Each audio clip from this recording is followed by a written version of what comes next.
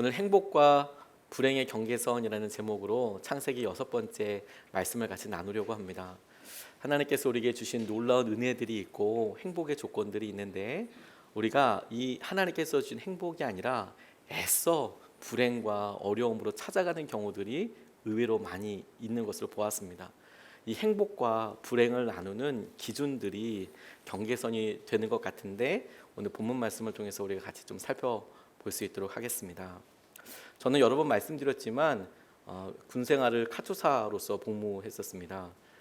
사람들이 카투사 다녀왔다 그러면 거기 엄청 편하지 않냐. 그래서 어떤 분들은 폄하해서 그 미군 방위 아니냐. 뭐 이 자리에 방위 나오신 분들이 계시다면 굉장히 죄송하지만 미군 방위 아니냐. 막 이런 이야기들을 제가 카투사 갔다 왔다고 하면 이야기를 되게 많이 하세요. 카투사 진짜 편하지 않냐. 막 이렇게 하시지만 사실 편합니다. 편해요. 많이 편합니다. 가만 생각해 보면 뭐 웬만큼 살 때보다 제일 좋았던 것 같아요. 제가 병장 때는요, 제 방을 2명이서 썼는데 제 방에 화장실도 딸려 있었거든요. 샤워실도. 근데 그게 미군들이 그냥 사는 그냥 일반적인 숙소임에도 불구하고 되게 좋았습니다. 그런데 그 카투사들도 피해야 할 몇 군데가 있었어요. 그러니까 우리가 열심히 공부해서 카투사 시험을 봐서 이렇게 들어가는데 그 뽑는 곳에서 제비를 뽑듯이 성적을 뽑듯이 이렇게 뽑히는 경우가 있거든요. 그래서 몇 군데는 절대 피해야 된다, 기도해야 한다 이런 곳이 있었어요. 한 군데가 수송부대였는데요. 46수송이라는 곳이었는데 바퀴가 26개 달린 차를 몰아요. 그러니까 어느 정도인지 아시겠습니까? 트레일러가 몇 대가 이렇게 연결되어 있는, 그래서 차를 돌리려면 그 공항 활주로에서만 돌릴 수 있다는 그런 엄청난 차를 몹니다. 사고가 나면 일단 대형 사고이기 때문에 군기가 엄청 셌어요. 물론 본인들이 죽지는 않습니다. 그 차에 치이는 차들은 다 그냥 끝장이 나는 거죠. 차가 엄청 컸거든요. 그 부대 들어가면 울었어요, 동기들이. 또 하나 절대 가면 안 된다라고 조심했던 곳이 어디였냐면 JSA라는 곳이었습니다. Joint Security Area라고 해서 판문점 있는 곳 있잖아요. 그 JSA 카투사들이 갑니다. 그래서 좀 편해 보려고 왔다가 이게 웬 말이냐 이렇게 되기도 해요. 가만 얘기 들어보니까 한 겨울에 임진강 헤엄쳐서 도하훈련하고 한다고 하더라고요. 그래서 제가 절대 안 되겠다 이런 생각을 했거든요. 근데 저 JSA 가봤습니다. 제대할 때가 됐는데요. 이제 안보 교육한다고 말년 병장들 제대하기 전에 다 몰아가지고 우리 안보 현실, 그래서 판문점 데리고 가더라고요. 저야 뭐 어차피 부대만 없으면 좋으니까 일단 판문점 갔다 왔거든요. 신기했습니다. 선이 정말로 가운데 영화에서 보는 것처럼 이게 쭉 있고 남측에서 관리하는 건물이 있고 북측에서 관리하는 건물이 있어요. 그래서 관리하는 건물이다 보니까 건물들도 길게 직사각형으로 되어 있습니다. 그래서 반은 남쪽에 반은 북쪽에 걸쳐져 있습니다. 그래서 관리하는 건물들이 있으니까 그 건물들 중에서 남측에서 관리하는 건물들을 들어가면 북측으로 연결되는 것을 잠가놔요. 그래서 방문한 사람들이 거기를 쭉 들어가 볼 수 있게 됩니다. 그러면 거기서도 마이크 선 같은 거 있잖아요. 마이크 선 같은 걸로 남과 북 선을 이렇게 쫙 갈라놨습니다. 그래서 그 선을 중심으로 해서 저쪽은 북쪽, 이쪽은 남쪽, 그렇게 선을 갈라놔요. 저 월북대 했던 사람 아니겠습니까? 그쪽에 가서 이제 여기에 북한 땅이구나, 법적으로는 북한 땅이구나. 그래서 거기를 넘어서 보기도 하고 여러 동기분 친구들이랑도 같이 이야기하기도 하고 그랬습니다. 근데 그때 북한군들이 이렇게 바깥에서 창문 안으로 물끄러미 쳐다봐요. 쟤네들 귀한 뭐 귀순 의사가 있는 거 이런 건 아니겠지만 그렇게 섬뜩하게 바라보곤 합니다. 경계가 이렇게 있어서 어느 순간에 고기를 살짝 넘어가면 북한도 갈 수 있고 남한도 갈 수 있고, 그런 선들이 의외로 남과 북에만 있는 것이 아니고 우리 삶에도 굉장히 많이 경계로서 있습니다. 요 선을 넘으면, 요 행동을 하면, 요런 말을 하면 우리의 감정과 우리의 관계와 우리의 상황의 선을 살짝 넘기도 하고 심지어 죄도 짓기도 합니다. 그것이 하나님께서 말씀하신 명확한 죄이기도 하고 심지어 우리가 이게 죄인지 아닌지 뭔가 불분명한 경우들도 있어요. 그래서 그 선을 교묘하게 왔다 갔다 하면서 우리가 삶을 보내게 되는 것이죠. 그런데 이 본문 말씀에서 우리가 그렇게 경계로 이어가게 될 때 의외로 우리 삶을 전부 다 타락하거나 다 망가뜨릴 수 있는 경계도 있고, 그리고 그런 경계들이 죄와 닿아 있는 것도 보게 됩니다. 오늘 에덴 동산에서 하나님께서 말씀하시면서 하나님께서 처음으로 만들어 주셨던 그 놀라운 축복 한가운데에 우리가 꼭 보아야만 할, 하나님께서 이렇게 지정해 놓으신 그 경계들을 우리가 좀 확인하려고 하는데요. 오늘 이 에덴 동산은 하나님께서 사람들을 위해 만들어 놓으신 가장 최선의 것들이 마련되어 있는 곳입니다. 돈이 없어도, 명예가 없어도 잘 살 수 있는 곳이었어요. 내가 자녀들에 대해서나 내가 내 미래에 대해서 염려하지 않고 우리가 무엇을 먹을까, 무엇을 쓸까 고민하지 않아도 살 수 있는 곳이 에덴 동산이었습니다. 문화적인 틀도 없었고요. 우리가 어떤 전통과 관습이라는 어떤 매임도 하나도 없었습니다. 오직 그곳에서는 하나님과 함께하는 것, 내가 하나님과 함께해서 즐거워하는 삶만을 주목하면 됐었는데, 이런 행복이 유지되는 데에는 기준들이 있었어요. 그 첫 번째가 하나님께서 만들어 놓으신 경계가 있으셨습니다. 하나님께서 만들어 놓으신 경계. 8절 말씀을 보면 주 하나님이 동쪽에 있는 에덴에 동산을 일구시고 지으신 사람을 거기에 두셨다, 이렇게 말씀하셨습니다. 하나님께서 우리에게 주신 것이 동산이었다. 에덴을 만드시고 그 에덴 한가운데에 동산을 만드셨다, 이렇게 나와 있습니다. 히브리어로 이 동산이라는 단어를 찾아보면 히브리어로 간이라는 단어를 사용합니다. 우리 안에 있는 간이 아니고 이 동산이라는 히브리어가 간이라는 뜻인데, 이것이 우리가 보기엔 동산이라고 하니까 야트만한 산이라고만 생각하게 되지만 실제 원어의 뜻은 울타리가 쳐져 있는 뜰이라는 의미입니다. 정원, 사람들이 가꾸어서 어떤 자기의 소유나 자기가 이것을 돌보고 있다는 것을 명확하게 표시하는 울타리가 쳐져 있는 뜰이나 정원을 말하는 말이었어요. 에덴의 동산이라고 이야기할 때 에덴의 정원, 에덴의 뜰이라고도 이야기하고 있는데, 하나님께서 그것을 하나님이 직접 일구고 가꾸셨다, 이렇게 표현하고 있는 것이지요. 이 땅은 멀게 또 4개의 경계를 가지고 있었어요. 뭐냐? 4개의 강을 통해서 하나님께서 하시는 경계들을 가지고 있었습니다. 오늘 11절, 13절, 14절 말씀에 보면 첫째 강의 이름은 비손인데, 13절에 둘째 강의 이름은 기혼이고, 14절에 셋째 강의 이름은 티그리스, 그리고 유프라데스, 이렇게 나옵니다. 티그리스 강과 유프라데스 강은 지금도 있어서 그 위치를 알 수 있지만, 비손 강은 고고학적으로 아직까지 발견되지 않아서 어디에 있는지 아무도 모르고, 기혼 강 역시 학자들에 따라서 약간의 위치의 차이는 있습니다만, 그런데 명확하게 이 4가지 강이 나타내고 있는 바는 명확하다는 생각이 들었어요. 그게 뭐냐? 이 사람들이 에덴이 있고 에덴의 동산이 있지만 그들이 멀리에 강들이 있어서, 문명이 강을 중심으로 해서 발달하잖아요. 특별히 티그리스, 유프라데스 강이 그렇듯이 사람들이 살 수 있는 문명의 최적의 조건을, 비옥한 토지 혹은 문명, 식수, 관계수로 이런 것들이 다 발전할 수 있는 것들로 에덴 동산을 둘러싸고 있었다라는 것이죠. 그러니까 이 4개의 강은 에덴과 에덴 동산에 하나님께서 엄청난 축복과 은혜를 주시고 있으셨다라는 구체적인 영역과 경계가 되고 있었어요. 그런데 그와 같은 사실을 아담은 몰랐습니다. 아담은 하나님께서 지으신 대로, 하나님께서 여기 살라고 하신 대로 에덴 그리고 동산에 가 있었어요. 하나님의 정원 한가운데 있었으니까. 그래서 그가 이 하나님께서 지으신 울타리를 넘어가지 않으면 그 바깥에 하나님께서 아담과 하와를 위해서 주셨던 강, 그들을 지키기 위해서, 그들을 비옥하기 위해서 허락하셨던 그런 생명의 젖줄과도 같은 강을 볼 수가 없었을 것이고, 에덴 동산 바깥이 하나님께서 직접 일구신 에덴 동산 안과 얼마나 차이가 났는지도 몰랐을 것이고, 하나님께서는 그 둘을 그곳에 세우시기 위해서 엄청난 사랑과 계획과 은혜로 그들에게 허락해 두셨다는 거죠. 그런데 아담은 자기가 그것을 놓쳐버리고 잃어버릴 때까지 그게 뭔지 몰랐어요. 그래서 우리가 분명히 알게 됩니다. 하나님께서 우리 모두에게, 하나님께서 우리에게 가장 좋도록 만들어 놓으신 선과 경계들이 있는 거예요. 하나님께서 우리에게, 우리를 위하여 주신 경계들이 있는 겁니다. 이런 경계와 은혜를 누리기 위해서 우리가 애써 죄를 지어서 그 선을 넘어가 봐서 과거에는 그랬구나 이렇게 할 필요가 없어요. 그런데 그 경계를 뚫어서 넘어서게 하는 것이 죄인 것이고, 그래서 그것을 뚫어서 넘어가게 하는 것이 유혹에 넘어지는 것이고, 우리가 이렇게 하면 안 된다 싶으면서 실행해버리는 그런 여러 일들이 하나님께서 우리에게 가장 좋은 것으로 주신 것들을 무너뜨리는, 행복에서 불행으로 넘어가게 되는 안타까운 첫 발자국이 되는 겁니다.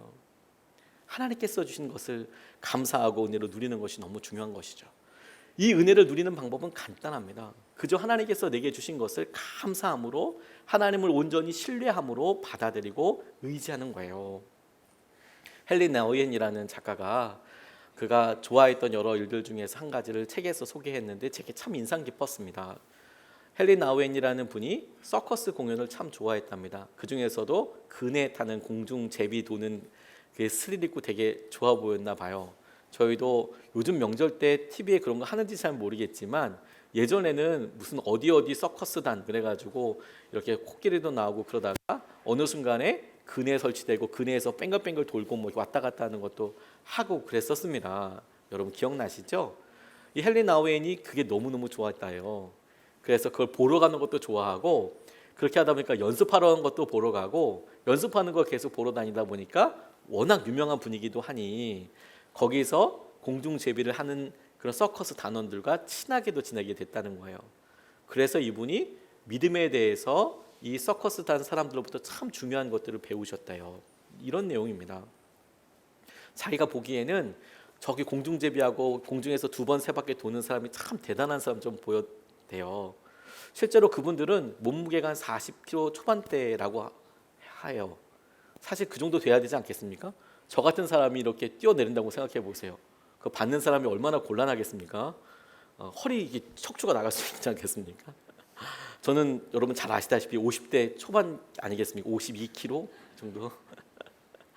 그러니까 한 40kg대 초반 되는데, 근데 그걸 이렇게 쭉 이렇게 돌고 막 이렇게 하는데 가만 보니까 그 사람은 사실 별로 하는 게 없대요. 헨리 나우엔이 조라는 분을 만났는데, 이 조라는 분이 이름입니다. 조라는 분이 왔다 갔다 하면서 캐쳐예요. 이분이 돌면 잡아주는 사람입니다. 실제로 도는 사람, 뺑글뺑글 공중제비 도는 사람은 아무 일도 하지 않고 이렇게 공중제비하고 돌 때 그냥 가만히 손을 뻗치고 있으면 된대요. 그럼 나머지는 이 잡아주는 캐쳐가, 조가 다 하는 거랍니다. 그럼 와서 그의 손을 붙잡고 그를 이렇게 반대쪽으로 데려갔다가 다시 반대쪽으로 튕겨주기도 하고 그런 일을 한다는 거죠. 만약에 빙글빙글 도는 제비 도는 사람이 겁나기 때문에 손을 움켜잡는다든지 무엇을 해버리면 잡는 순간에 이 캐쳐, 조, 이 사람까지 전부 다 팔목이 부러져 버린대요. 너무 무섭죠. 그런데 힘을 빼고 가만히 의지하고 있으면 조가 와서 잡아주고 그 다음 길로 인도해 주더라는 거예요.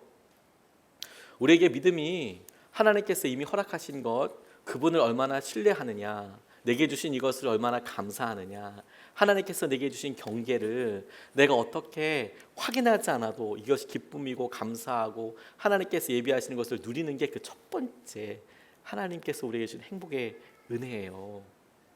그런데 여러분, 이 에덴 동산을 보면서 우리가 두 번째 것을 발견하게 되는데, 그게 뭐냐면 주님께서 우리에게 좋은 열매 맺는 온갖 나무, 생명나무, 선과 악을 알게 하는 나무, 이런 것들을 허락하셨다라는 거예요.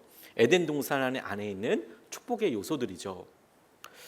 9절 말씀을 보면 주 하나님은 보기에 아름답고 먹기에 좋은 열매를 맺는 온갖 나무를 땅에서 자라게 하시고 동산 한가운데에는 생명나무와 선과 악을 알게 하는 나무를 자라게 하셨습니다. 이렇게 나와 있습니다. 에덴이라는 이름의 뜻이 행복의 땅, 축복의 땅입니다. 이 에덴이라는 곳에 동산을 만드시고 그 에덴 동산이 특별했던 이유가 뭐냐면 그곳에 생명나무가 있고 그리고 동시에 선악을 알게 하는 나무가 있었다. 이렇게 이야기하고 있어요. 근데 이 두 나무를 설명할 때 이 말씀이 굳이 좋은 열매들을 내는 온갖 나무들이 있었고 그리고 생명나무가 있었고 이렇게 이야기하고 있어요.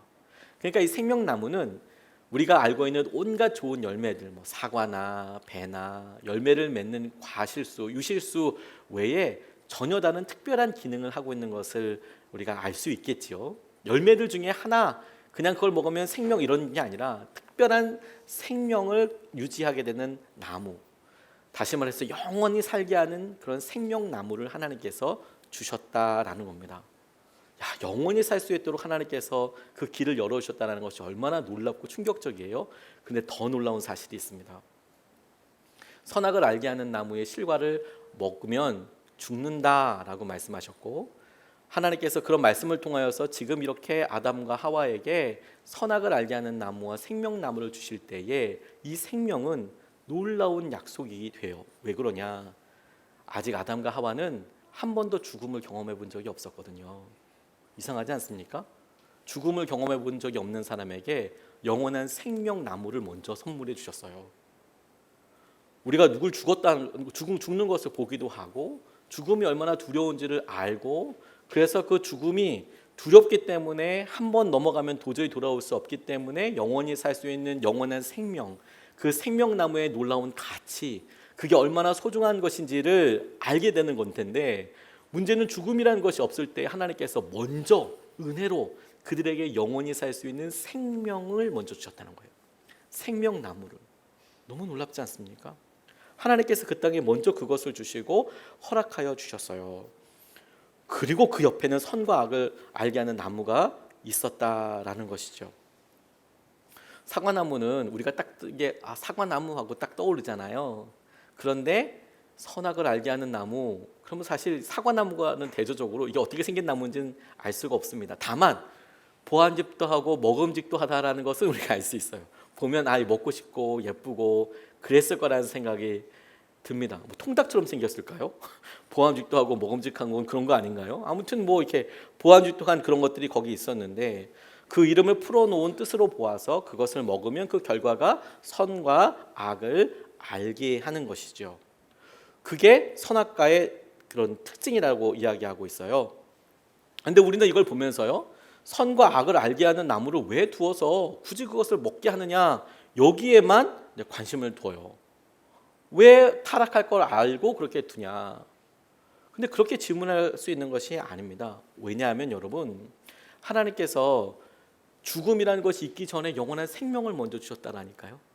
영원한 생명을 주시고 그 생명을 더욱 분명히 그 의미가 더 명확하게 드러나도록 선과 악을 알게 하는 나무를 주셨어요. 이것은 우리에게 하나님께서 창조하신 모든 것을 망칠 수 있는 자유를 주셨다라는 거예요. 그들에게 생명과 죽음을 먼저 보여주신 것이 아니고 생명을 주시고, 한 번도 경험해 보지 못했던 죽음에 대해서 설명하신 것이 아니라 그 생명을 누리라고 말씀하신 다음에 그 옆에 그런 영원한 생명조차도 깰 수 있을 만큼의 어마어마한 자유를 사람에게 주셨다라는 겁니다. 그리고 그것을 유지할 수 있는 책임도 주셨어요.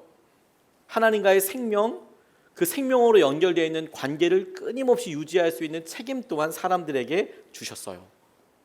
그런데 여러분, 이때 어떠한 사람을 무한히 신뢰할 수 있다는 것은, 내가 그 사람에게 그만큼의 신뢰를 할 수 있다는 것은 사랑의 다른 표현이라는 생각이 들었어요. 내가 얼마만큼 그 사람을 신뢰할 수 있느냐, 내가 얼마만큼 그 사람을 믿을 수 있느냐, 그것이 그 사람과의 사랑과 그 사람의 하나됨의 척도 아니겠습니까? 부부 사이에 통장 비밀번호 혹은 재산이 될 만한 것들에 대해서 서로 다 알고 계시죠.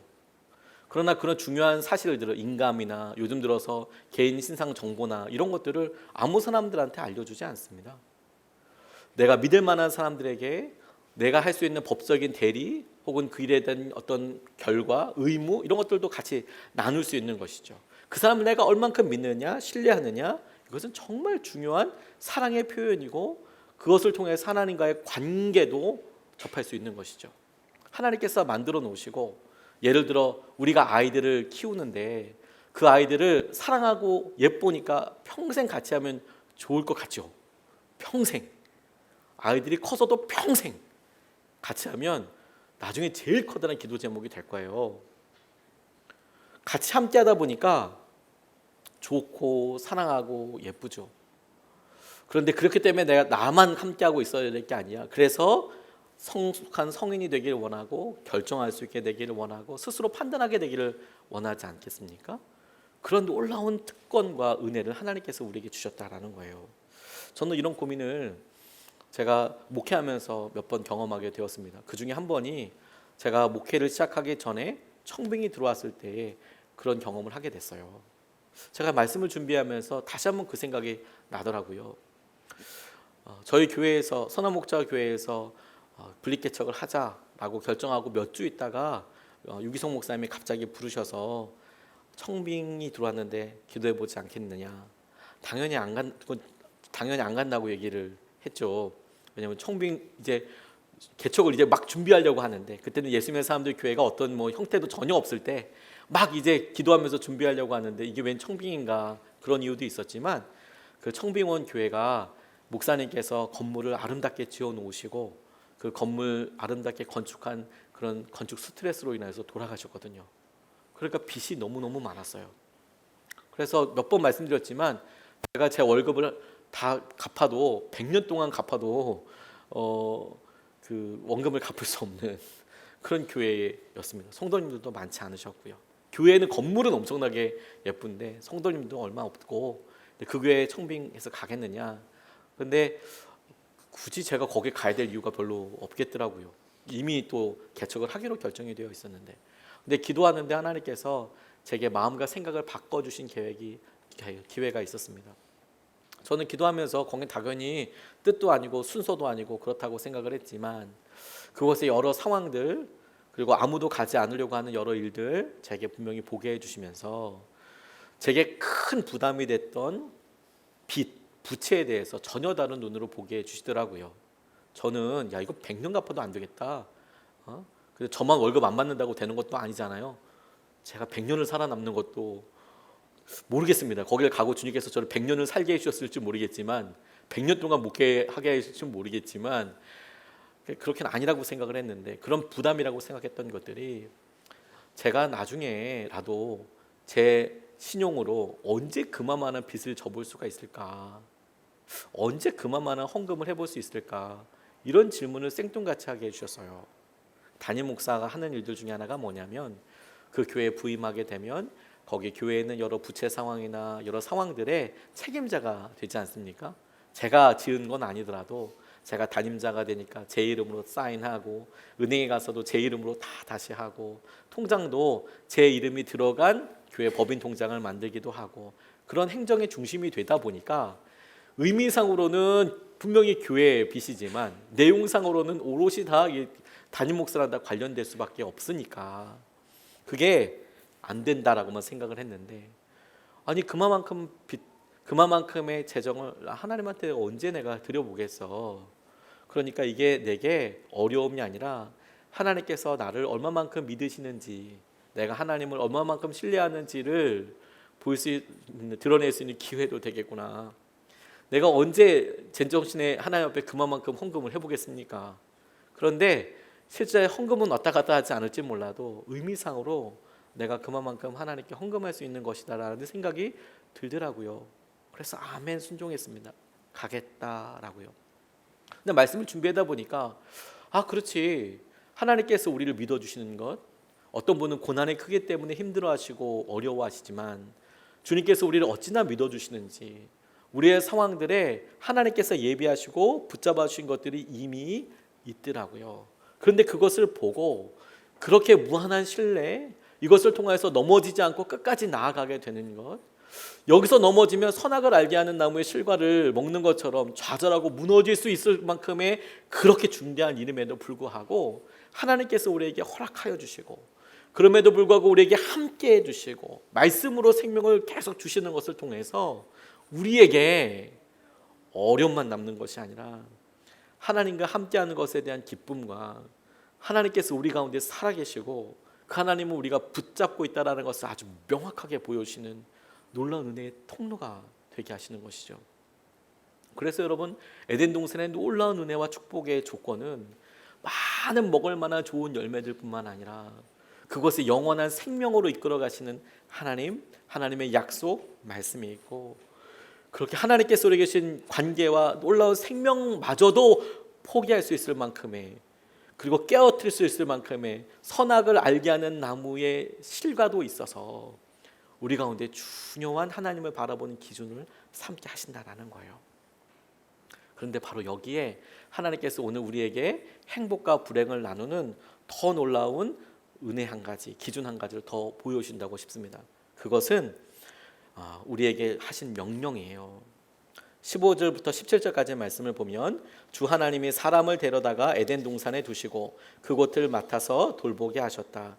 주 하나님이 사람에게 명하셨다. 동산에 있는 모든 나무의 열매는 내가 먹고 싶은 대로 먹어라. 그러나 선과 악을 알게 하는 나무의 열매만은 먹어서는 안 된다. 그것을 먹는 날에는 너는 반드시 죽는다. 이렇게 이야기하고 있습니다. 행복과 불행의 경계선으로 있는 것이 무엇이냐면 하나님의 명령이에요. 하나님의 말씀입니다.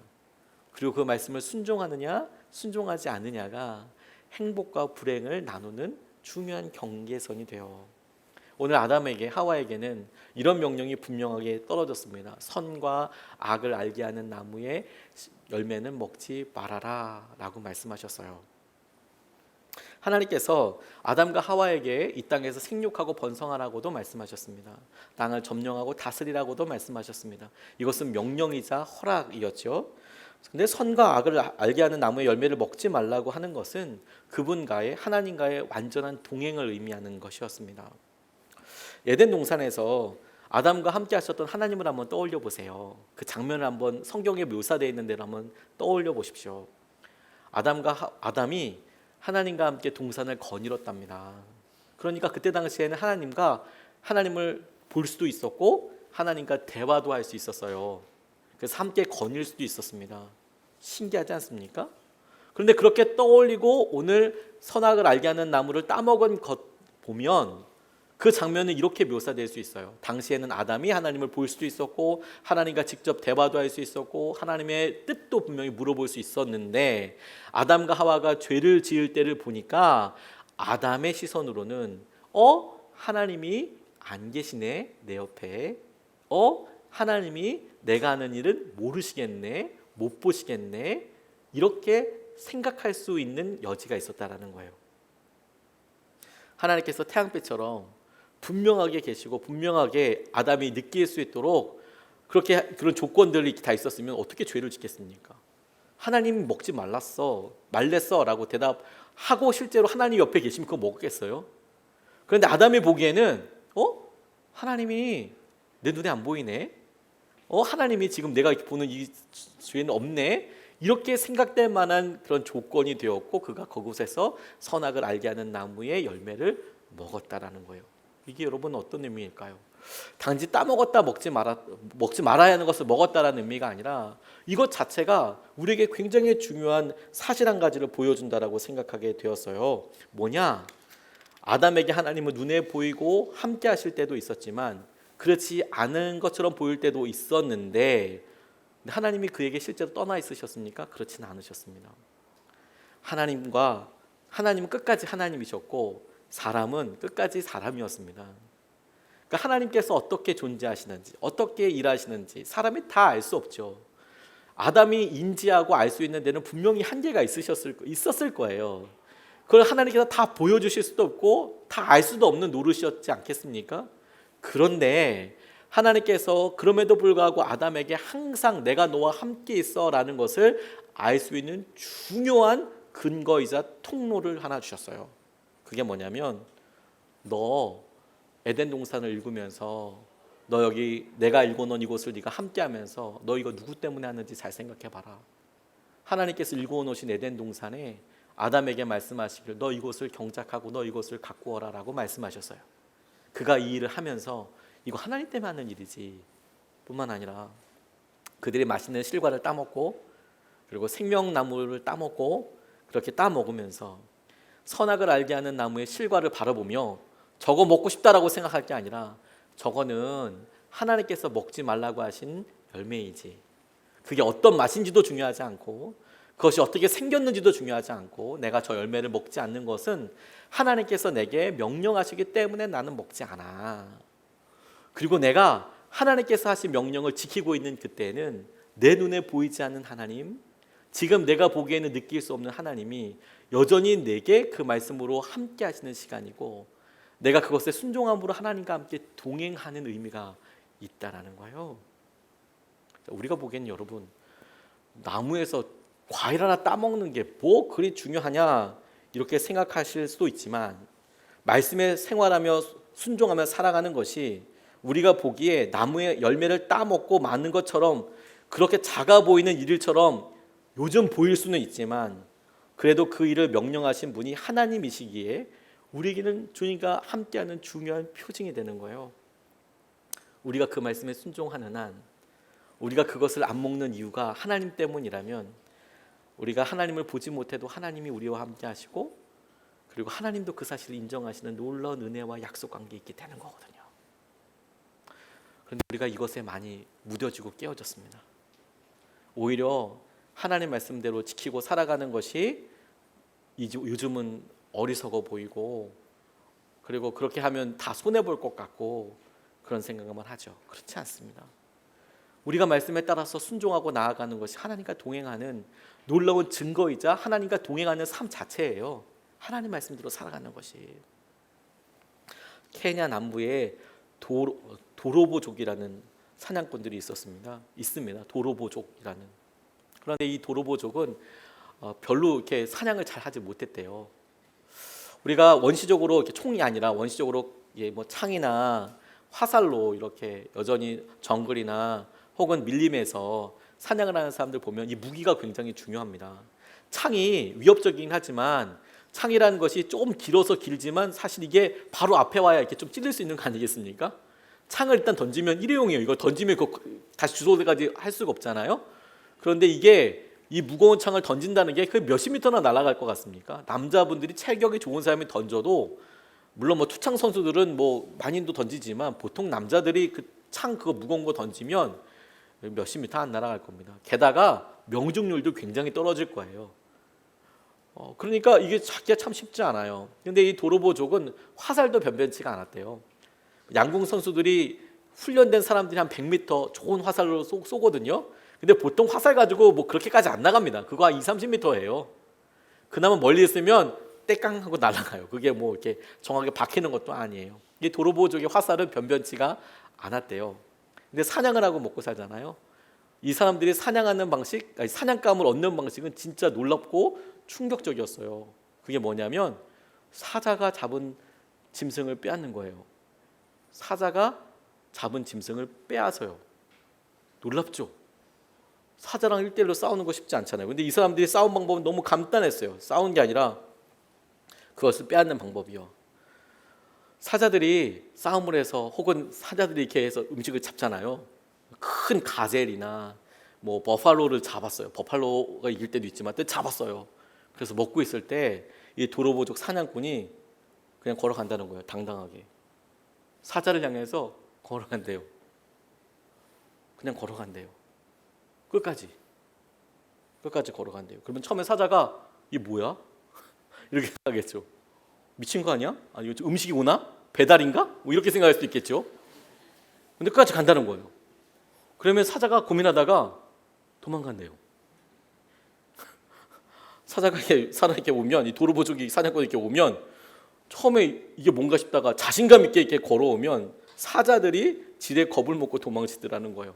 그리고 그 다음 장면에서는 이제 도로보족 사냥꾼들이 갈비 이렇게 꼽아가지고 이렇게 이제 그 사자가 먹다 남은 그 고기를 먹고 있는 장면들이 나오는 거죠. 근데 그 중에 한 사람이 이렇게 이야기하더라는 거예요. 하지만 모두가 사자와 싸우는 건 아니다. 겁쟁이도 많다. 모두가 다 그렇게 나아갈 수 있는 건 아니다. 겁쟁이도 많다. 미국에 석사 박사 하기 위해서 온 청년 중에서 마사이족에서 온 청년이 있었답니다.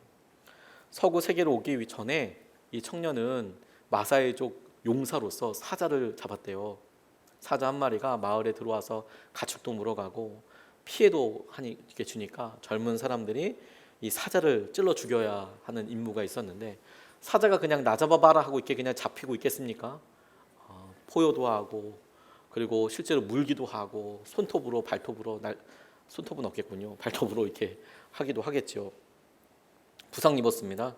가슴팍에 길게 사자 발톱 자국도 나고요. 그렇게 나갔어요. 그게 그 사내의 원래 모습이었습니다. 그런데 여러분, 그가 미국에 와서 대학을 들어가서 기말고사, 회사 면접 따위에 그가 어떤 마음이었을 것 같아요? 사자를 때려잡고 왔습니다. 사자를 때려잡고 왔던 사람이 내가 시험 보는 것 때문에, 내가 진급하는 것 때문에 그렇게 마음 졸이지 않습니다. 내 삶에 사자와 마주해 본 사람은 다른 것들은 겁나지 않죠. 우리에게 선악을 알게 하는 나무의 실과를 따먹지 마라. 이게 내게 뭐 중요할까? 그건 지금 우리 시선으로 보니까 그렇죠. 근데 우리가 정말 힘들고 어렵고 어쩌면 경계를 넘어야 할 만큼 내게 중요한 것들, 소중한 것을 걸어야 할 만큼 하는 순간에 하나님의 말씀에 순종하는 거, 그게 무슨 의미가 있어? 사람들이 보기에는, 주위에 있는 사람들이 보기에는 나무 따는 거랑 먹는 거랑 마찬가지잖아. 그건 하지만 그 일을 주님께서 명령하신 거기 때문에 내가 지켜보고 그 일을 통해서 하나님께서 나와 함께 하신다는 것을 내가 능력으로 경험했던 사람은 다른 것들은 겁나지 않습니다. 하나님께서 어느 순간에 나와 함께 하신다는 것을 내가 알기 때문에 그게 우리에게 놀라운 능력이고 축복이 되는 거예요. 우리가 말씀 가운데 순종한 때는 곧 영원한 자유와 하나님의 풍성하심 가운데 거하는 거거든요. 제가 이번 주에 기도하는 시간을 하루 가졌습니다. 우리 한모 기도회 때 여러 성도님들이 제가 부흥에 갈 것을 놓고 간절히 기도해 주셨는데 이번 지난주에 갑자기 토요일 날 다 한모 기도회 하고 있는 중에 갑자기 코로나 바이러스로 인하여서 취소가 됐어요. 그러니까 이번 주에 설교 스케줄 다 정리해 놓고 그렇게 했는데 갑자기 취소가 되니까 그러면 부흥의 원고를 가지고 우리 교회에서 설교해야 되나? 그런 것도 아니고 하나님께서 제게 계속 마음으로 이렇게 붙잡고 있었던 기도 제목이 있어서 하나님 앞에 기도하고 나갔어요. 제게 하나님께서 놀랍게 평안함을 주셨습니다. 제가 믿음 없기 때문에 그것이 기도 제목이 되었던 거라는 것을 나중에 또 알게 됐어요.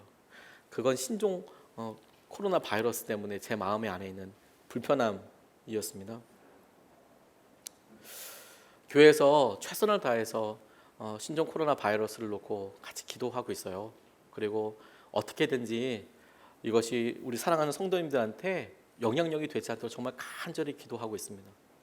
그리고 저는 어느 교회에서 하는 여러 일들도 다 그렇게 해야 될 이유가 있고 만약에 저희도 그런 일을 당하게 된다면 저도 똑같이 아니 그거보다 더 철저하게 그런 일들에 대해서 여러분들과 함께 넘어가야 한다고 저도 생각하고 있어요. 근데 제게 마음 한 가지로 마음속에 계속 걸림이 됐던 것은 뭐냐면 한번 페이스북에서 봤던 글인데 유세비우스라는 사람이 쓴 교회사에 나와 있는 한 대목입니다. 이집트 알렉산드리아의 감독이었던 디오니시우스의 편지이기도 해요. 그 편지에 초대교회 사람들의 모습이 나옵니다. 이런 내용이에요. 흑사병은 패스트 있잖아요. 흑사병 치사율이 엄청 높습니다. 거의 걸리면 다 죽었습니다.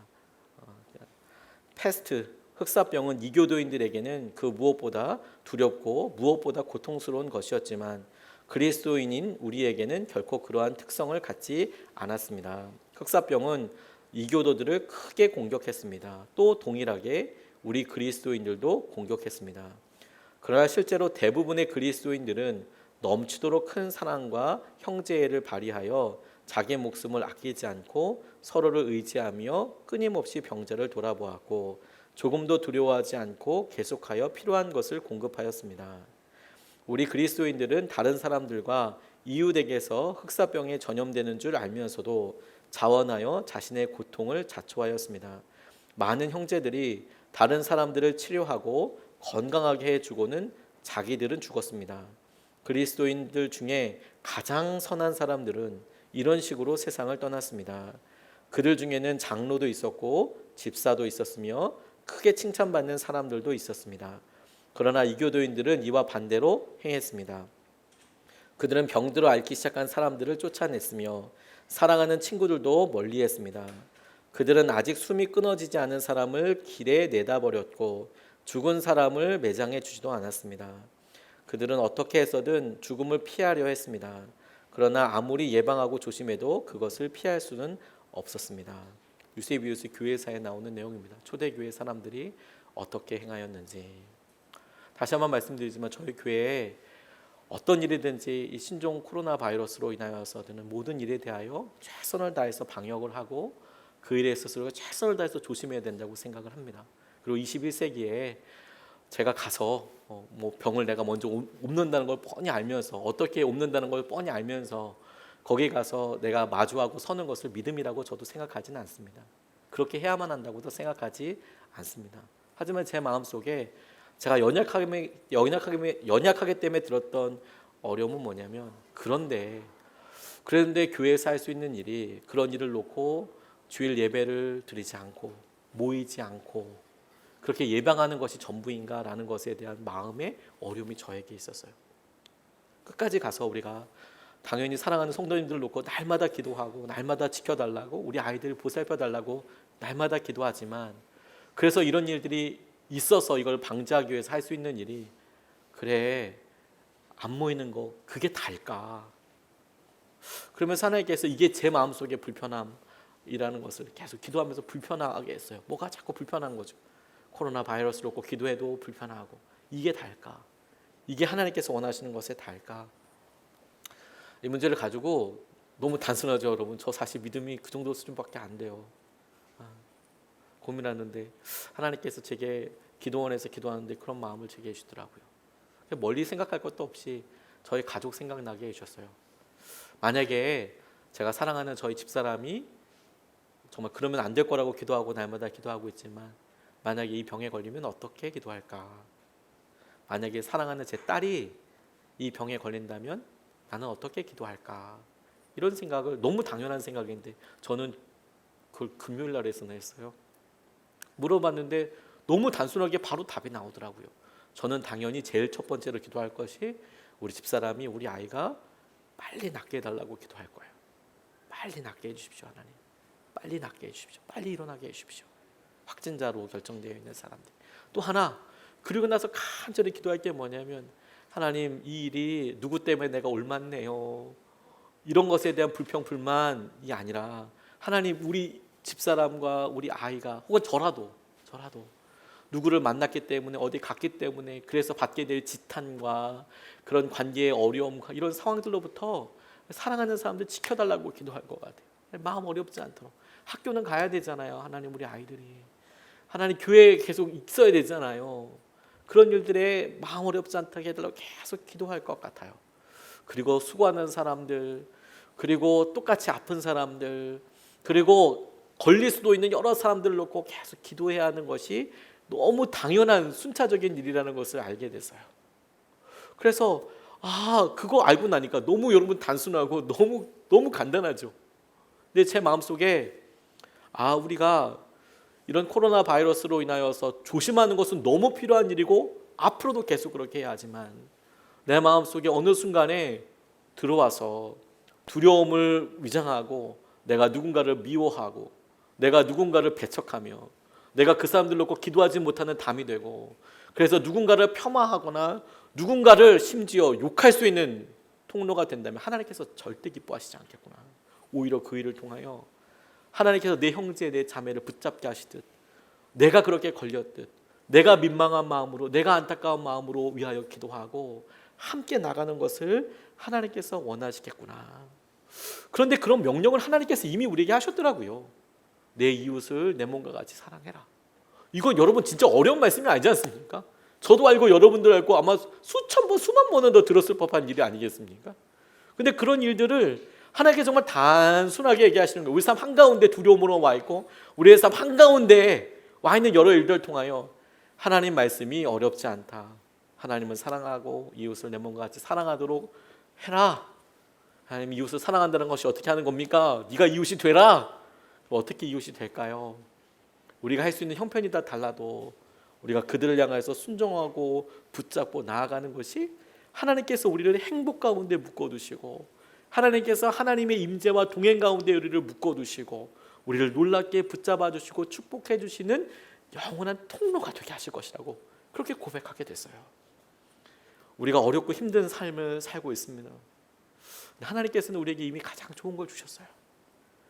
우리가 그것을 결코 이게 없어져 봐야지 그리고 내가 이거 갖다가 굳이 깨트려 봐서 굳이 그것을 넘어가서 알 필요가 전혀 없습니다. 하나님이 주신 것을 은혜로 누리고 최선의 것으로 기뻐하고, 그리고 두 번째로 하나님께서 내게 주신 생명을 누리는 거죠. 선악을 알게 하는 나무가 바로 옆에 있다고 해서 저거 먹으면 어떻게 되나 그렇게 궁금해할 필요도 없고, 그렇게 자유를 주시고 그렇게 우리에게 권한을 주신 주님을 의지하고 내게 허락하신 생명을 누리는 것이죠. 그런 권한의 크기만큼, 그런 신뢰의 크기만큼 하나님을 더 사랑하면 되는 겁니다. 뿐만 아니라 하나님께서 우리에게 말씀하신 명령과 말씀대로 우리가 순종할 때 주님께서 우리와 동행하시는 것을 날마다 누리게 될 거예요. 우리가 이것을 좀 찬양하면서 같이 주님 앞에 노래하고 고백드리고 같이 좀 기도하고 싶습니다. 제가 고사리교회에서 목회할 때요, 저 오랫동안, 올해는 아니고요, 고사리교회에서 목회할 때 산꼭대기 교회가 있었어요. 진짜 동산 한가운데 있었어요. 동산이 아니라 큰 산 한꼭대기 중턱에 있었습니다. 근데 성도는 별로 없는데 어느 날 주께서 이거 오직 주의 사랑에 매여 이 소망의 언덕에서 노래를 부르는데 막 마음이 너무 감사한 거예요. 다른 거 다 필요 없고요. 하나님만 이곳에 계시면 좋겠습니다. 하나님. 성도들 저희 교회 성도님들 거의 없었거든요. 하나님 그래도 좋겠습니다. 이곳에 주님 계시면 저 진짜 좋겠습니다. 저 정말 행복하겠습니다. 주님의 임재 안에가 있겠으면 제가 정말 너무 행복할 것 같습니다. 내가 있는 이곳이 소명의 언덕인데, 내가 있는 이곳이 주님의 영이 거하는 곳인데 내가 그 은혜를 정말 보면서 찬양하고 싶습니다. 이렇게 고백했었거든요. 여러분, 우리가 한번 찬양하면서 여러분 상상해 보세요. 우리가 있는 우리 가정이요, 여러분이 다니시는 직장이 하나님께서 우리를 위해서 다 준비해 주신 에덴 동산 그 모습 아니었겠습니까? 지금은 죄 때문에 일그러져 있고 지금 우리가 그 내용을 다 알 수는 없어도 여전히 주님께서 우리에게 영적으로 가장 좋은 것을 주신 거 아니겠어요? 그것을 바라보는 고백이 열려야 되지 않겠습니까? 정말 주님께서 그곳에서 우리 여러 염려들이 있어요. 우리가 하면서 이것만 좀 타협하면 돈이 들어올 수도 있고요, 우리한테 어떤 이득이 있을 수 있어요. 그런데 그거 안 하는 게 꼭 생명나무 지키는 거고요. 근데 그거 해버리는 것이 선악을 알게 하는 나무 실과 딱 따먹어서 먹는 거랑 똑같아요. 그런데 주님, 우리가 이런 권한을 주셨고 이런 은혜를 주셨기에 주님을 더 많이 사랑해 주십시오. 그래서 주님을 더 의지하게 해주십시오. 주님 말씀 보게 되고 찬양하고 같이 기도하겠습니다.